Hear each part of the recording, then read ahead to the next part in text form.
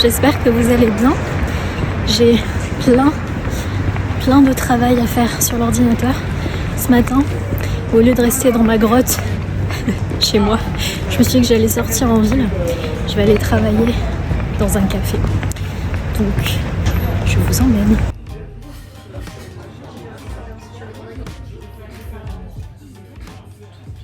Oui, je vais prendre l'avocado toast, s'il vous plaît, avec le pain de campagne.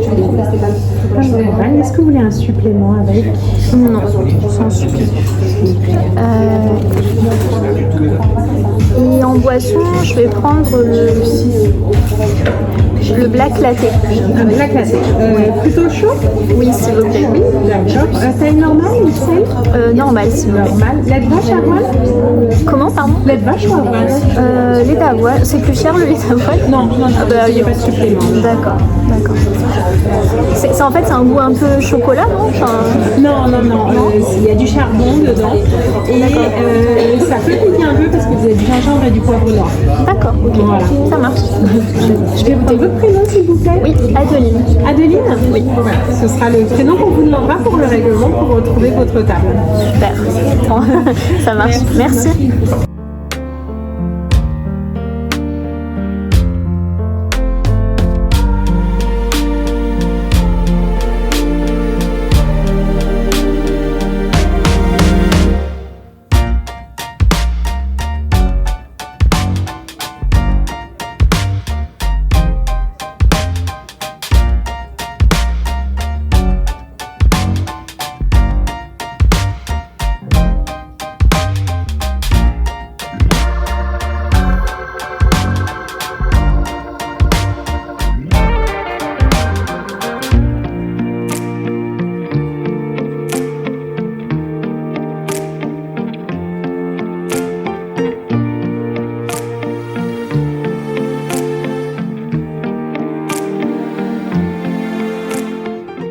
Bon, j'ai le ventre rempli de toast à l'avocat et de black latte, de café au lait noir.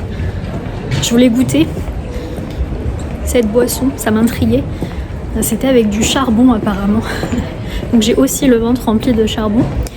C'était pas mauvais, mais honnêtement, 6 € pour ça. La prochaine fois, je prendrai un espresso.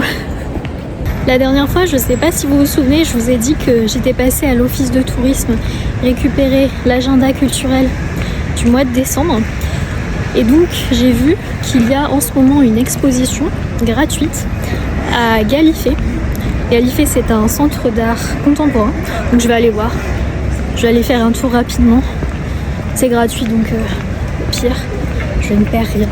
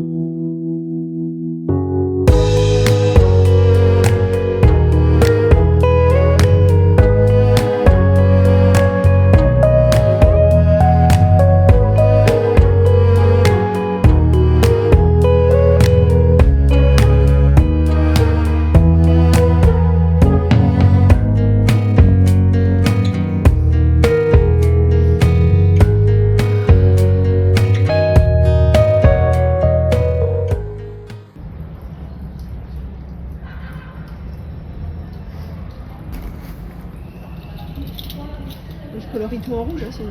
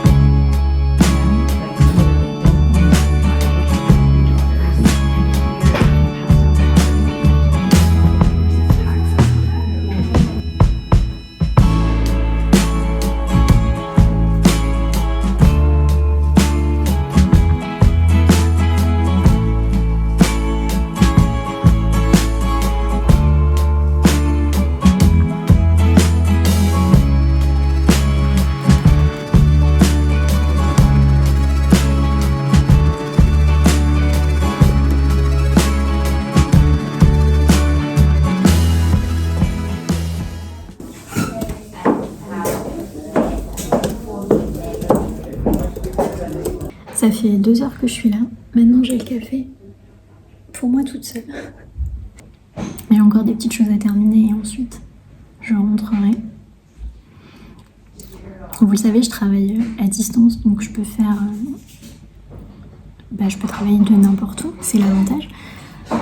Mais parfois j'aime bien sortir de chez moi, aller travailler dans des cafés ou à la bibliothèque, parce que même si je parle pas forcément aux gens, rien que le fait de voir d'autres humains, ça fait du bien. Ça met dans une autre ambiance. Et j'ai déjà travaillé dans des entreprises, donc j'ai déjà eu plein de collègues. Et c'est vrai que c'est quelque chose qui me manque parfois. La pause café, les collègues qui te racontent leur soirée, leur week-end. J'ai eu de la chance parce que j'ai toujours... je me suis toujours très bien entendue avec les collègues que j'ai eus. Et parfois, il y avait des spécimens qui étaient mais tellement drôles. Et le fait de rire au travail, c'est quand même vachement important et ça fait du bien. Donc, voilà. Bon, en tout cas, j'ai encore du travail, donc je vais continuer. Et puis après, je rentrerai parce qu'il va faire nuit et j'aime pas rentrer la nuit. Je suis en train d'éditer la partie de la vidéo que vous regardez actuellement, celle où je suis dans le café et je vous dis que c'est absolument génial, c'est formidable, je suis toute seule, je suis bien. Et effectivement, c'était un peu bizarre parce que normalement à cette heure-ci, il y a toujours beaucoup de monde dans le café. Et ce qui s'est passé, c'est qu'ils m'ont oublié. Ils m'ont oublié dans le café. C'est-à-dire qu'une demi-heure plus tard, ils ont éteint les lumières et ils ont commencé à descendre la grille. Donc heureusement, à ce moment-là, je suis descendue et ils m'ont vue. Parce que 2 minutes plus tard, je dormais dans le café. Vous voyez à quel point je suis une personne assez magnétique finalement. Quand les gens me voient, ils sont émerveillés. Je leur laisse facilement une impression. Ils peuvent pas m'oublier.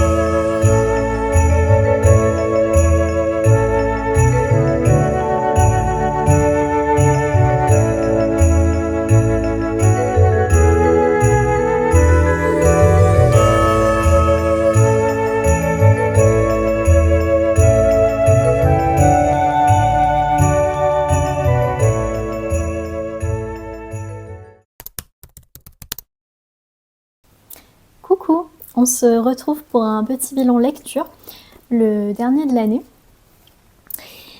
Vous allez voir que je n'ai pas énormément de livres, donc ça devrait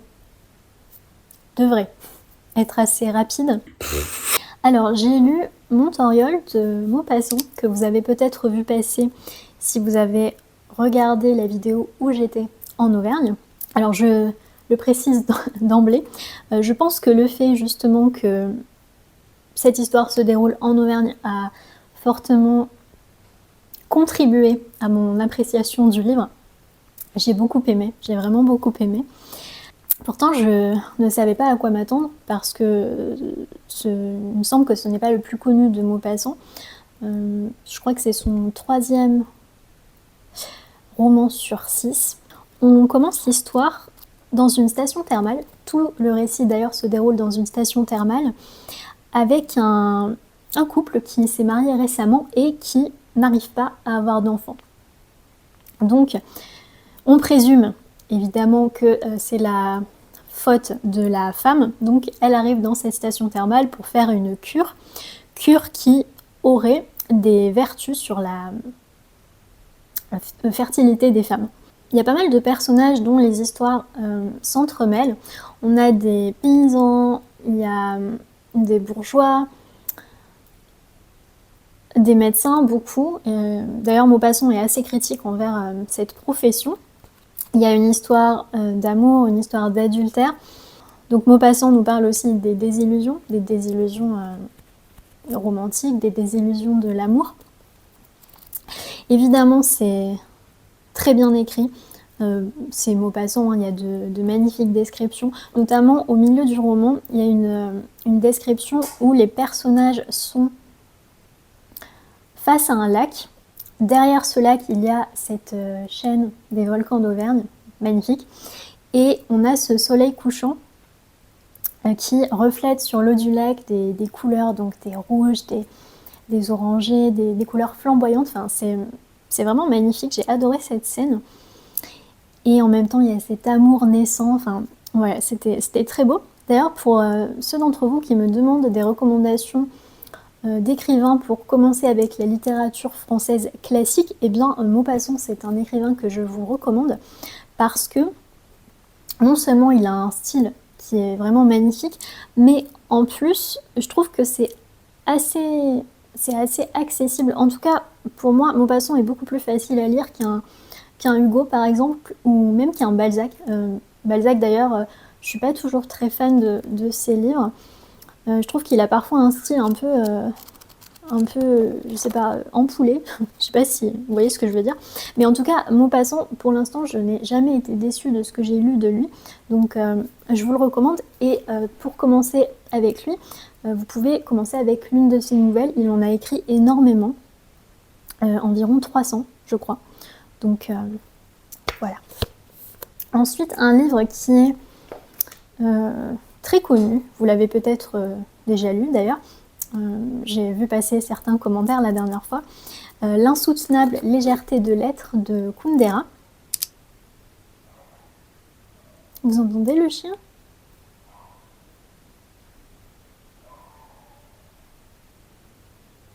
On va le laisser finir.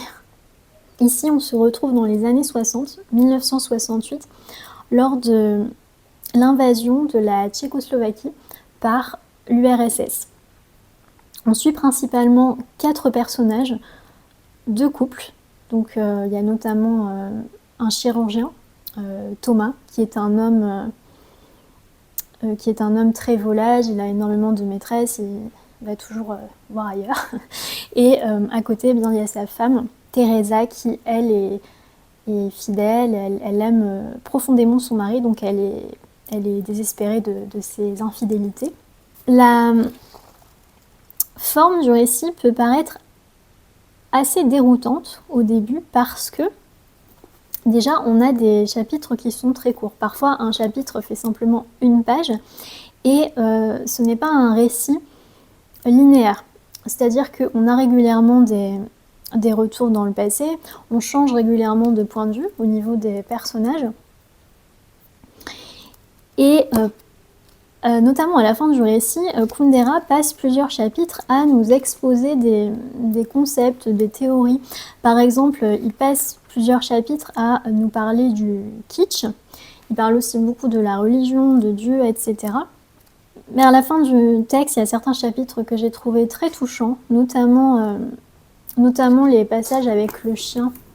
Si vous avez lu le livre, vous savez de quoi je parle. Je trouvais que c'était des scènes très dures et en même temps très touchantes, très émouvantes. D'ailleurs, pour moi, c'est vraiment ce qui revient dans ce livre, c'est vraiment cette tristesse.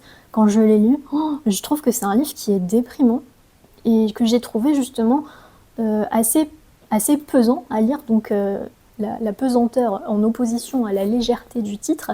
Bon, évidemment, c'est très bien écrit, c'est original, c'est un livre que je vous recommande. Mais je suis quand même un petit peu mitigée parce que on m'a tellement vendu ce livre, on m'a tellement dit que c'était un pur chef-d'œuvre, que c'était absolument formidable, que c'était potentiellement le meilleur livre du XXe siècle, que je pense que mes attentes étaient peut-être un petit peu trop élevées. C'est un peu ce sentiment, vous savez, quand vous prévoyez un voyage et qu'avant de partir, vous faites vos recherches. Donc vous regardez s'il y a des restos sympas, vous regardez les activités à faire, les lieux à visiter. Donc vous faites tellement de recherches que finalement, quand vous arrivez une fois sur place face au lieu, vous vous dites ah bah ouais c'est sympa. Donc ouais, je pense que j'avais peut-être des attentes un petit peu trop élevées, contrairement à un livre comme celui-ci où bah, pour le coup j'en attendais rien du tout. Donc j'ai peut-être davantage apprécié, mais non, c'est un livre qu'il faut lire évidemment. Je continuerai à découvrir Kundera parce que je veux me faire un avis un peu plus complet sur cet écrivain et bah pour ça il n'y a pas de secret, il faut le lire évidemment. Et ensuite un livre que je n'ai pas terminé, donc je vais vous en parler rapidement, mais ce livre fera l'objet d'une vidéo l'année prochaine, je pense. Alors là, ce n'est pas un roman, c'est un essai, La fin du village de Jean-Pierre Le Goff. Le Goff, c'est un chercheur, un sociologue au CNRS. Le CNRS, c'est le Centre national de la recherche scientifique en France. Et dans cet essai, Le Goff prend comme terrain d'enquête, je sais plus, en socio on dit terrain d'enquête ou terrain d'étude, je sais plus, je crois qu'il y a terrain. En tout cas, il prend comme terrain d'étude un village, le village de Cadenet, qui est un village provençal. Cadenet, c'est un village qui est situé à une trentaine de kilomètres d'Aix.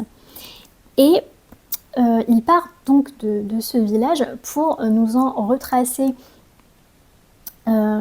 l'histoire, donc l'histoire du village, son parcours, ses habitants. Il nous en parle d'un point de vue économique, d'un point de vue sociétal. Il nous parle aussi de l'évolution culturelle du village, de l'évolution des mœurs. Il y a énormément de témoignages, donc de témoignages des gens concernés dans un village, par exemple le maire, le gendarme, l'instituteur, le commerçant, etc. Et il prend des événements aussi qui ont été des événements marquants dans ce qui a progressivement conduit à la fin du village, puisque le village tel que nos aînés le connaissaient est mort, n'existe plus finalement. Par exemple, l'arrivée de la télévision a été un changement absolument majeur, puisque auparavant, quand il n'y avait pas la télé, eh bien, les gens sortaient dans la rue le soir et ils discutaient entre eux. Il y a eu aussi l'arrivée des gens de la ville qui n'avaient pas les mêmes modes de vie, les mêmes habitudes. Les touristes étrangers qui ont commencé à acheter des maisons, ce qui a fait exploser les prix, l'arrivée des étrangers, etc. Donc tout ça fait partie de ce livre, et le but du bouquin, c'est pas de dire ah bah c'était mieux avant, même si j'ai trouvé qu'il y avait quand même un petit état d'esprit nostalgique, ce qui est normal puisque Le Goff c'est un homme qui est né en 1949, donc forcément c'est une autre génération. Ça faisait un moment que je cherchais un livre qui traitait de ce concept finalement de village, puisque le village, peut-être que vous avez trouvé ma chaîne YouTube en passant par une vidéo où je vous montrais un village. C'est quelque chose qui m'intéresse, et finalement j'ai trouvé très très peu d'ouvrages qui en traitaient, à part celui-là, donc je suis contente de l'avoir découvert. Et la dernière chose dont je voulais vous parler, ce n'est pas un livre, c'est une vidéo YouTube qui m'a été recommandée d'ailleurs par l'un d'entre vous, donc merci beaucoup à toi, tu te reconnaîtras. C'est une vidéo de Andrzej, attendez, je vérifie parce que je connais plus son nom de famille. Andrzej Karpathy. Donc Andrzej Karpathy, c'est l'un des cofondateurs d'OpenAI, donc la maison mère de ChatGPT. Et le titre de la vidéo, c'est Deep Dive into LLMs like ChatGPT. Donc une plongée en profondeur dans les grands modèles de langage comme ChatGPT. Bon, en gros, c'est une vidéo explicative où il nous présente comment ça fonctionne, ces petites bêtes. Qu'est-ce qui fait que lorsque vous posez une question à ChatGPT ou Gemini Claude, le chat pour les Français ou autre. Qu'est-ce qui fait que le modèle va répondre de cette façon? Il nous explique aussi pourquoi le modèle, par moment, est capable de répondre à des questions très poussées sur des théories scientifiques, par exemple, à de très haut niveau, alors que des fois, pour des questions mathématiques de base, pourquoi le modèle ne sait pas répondre, pourquoi il est mauvais en calcul, enfin, en tout cas mauvais, pour l'instant, il n'est pas encore au top, mais ça va certainement changer, pourquoi il n'est pas aussi très bon en spelling, pour épeler les mots. Il fait l'analogie avec le Swiss cheese, donc le fromage suisse, qui, comme le modèle, a des trous. C'est une vidéo que je trouve très intéressante parce que si vous utilisez un système comme ChatGPT potentiellement de façon quotidienne, c'est important de savoir comment ça marche, au moins d'en avoir une vision globale.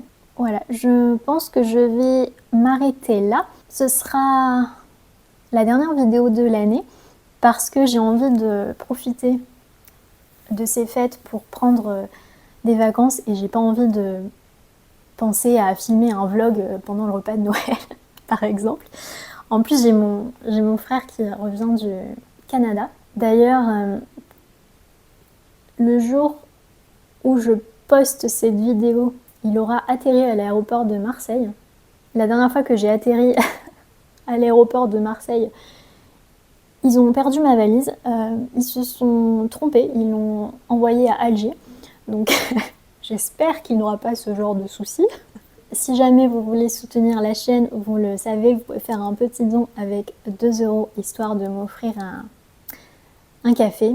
Ah, et d'ailleurs, si vous voulez soutenir la chaîne de façon différente, de façon épistolaire, j'ai un système, un genre d'abonnement où tous les mois je vous envoie une carte postale de Provence ou autre. C'est quelque chose que j'ai depuis plus d'1 an et qui vous plaît bien, mais c'est vrai que j'en ai jamais parlé ici, donc voilà, si jamais ça vous intéresse. Merci beaucoup, vraiment du fond du cœur d'avoir passé cette année avec moi. Merci d'avoir pris le temps de commenter, de liker ou simplement de regarder une vidéo, ça fait vraiment plaisir. C'est des heures de travail, des heures de montage, sous-titrage, traduction, etc. Et je fais tout toute seule de A à Z. Et parfois je me plante, parfois je fais des erreurs. Et c'est normal, je suis humaine, c'est comme ça qu'on apprend. Comme les modèles de langage finalement, eux aussi, ils apprennent en se plantant. Je vous souhaite de passer de très belles fêtes de fin d'année. Je sais que c'est une période qui n'est pas toujours évidente. Parfois, on est seul ou isolé. Si c'est votre cas, j'espère que vous pourrez faire quelque chose qui vous fera du bien, qui vous fera plaisir. Prenez bien soin de vous et de vos proches. Et à l'année prochaine, je devais la faire. Salut!